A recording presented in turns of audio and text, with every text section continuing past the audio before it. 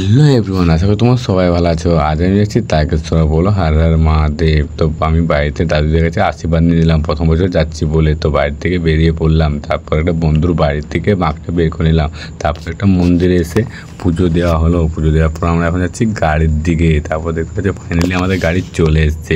তারপর আমরা গাড়িতে বসে পড়লাম। তারপর অর্ধেক রাস্তা এসে পড়তে আমরা বাইরে একটু সবাই মিলে একটু আড্ডা মেরে নিলাম বা আরাম করে নিলাম। তারপর আমরা চলে এলাম শ্যাওড়াপুলি থেকে আমরা যাবো জল তুলতে। তো দেখতে পাচ্ছি সবাই একসঙ্গে স্টার্টিং চলছে। তারপর আমরা চলে এলাম ঘাটে নাম হলো নেমাই ঘাট। তারপর এখানে একটু সবাই মিলে আরাম করলাম। তারপর আমরা চলে এলাম জল তুলতে। তো ফাইনালি আমাদের জল তোলা হয়ে গেছে।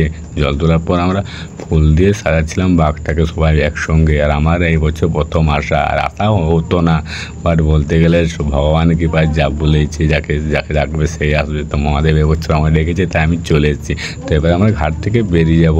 তো ফাইনালি আমরা ঘাট থেকে বেরিয়ে পড়ছি রাস্তার দিকে। তো লাইটটা বন্ধ ছিল, লাইটটা জ্বালানোর জন্য একটু একটা জায়গাতে দাঁড়িয়ে পড়তে লাইটটা লাগানো হলো। লাইটটা লাগানো হওয়ার পর আমরা যাচ্ছি এখন তারকেশ্বরের দিকে। তো দেখতে পাচ্ছ রাত হয়ে গেছিলো, তাই আমরা একটু কাশী বিশ্বনাথে একটু আরাম করছিলাম সবাই একসঙ্গে। তারপর এবার আমরা যাবো তারকেশ্বরের পথ দিকে হাঁটাহাঁটি করতে। তো দেখতে পাচ্ছি তোমরা সবাই একদম ফ্রেশ হয়ে রেডি হয়ে আমরা বেরিয়ে পড়লাম। আর রোদও দিয়েছে খুব, আর বুঝতে পারছো কেমন লাগে। তা মহাদেবের কৃপাতে আমরা চলে এসেছি তারকেশ্বরের কাছাকাছি। আর ভিড় সেই লেভেলের ভিড় বলতে হবে না।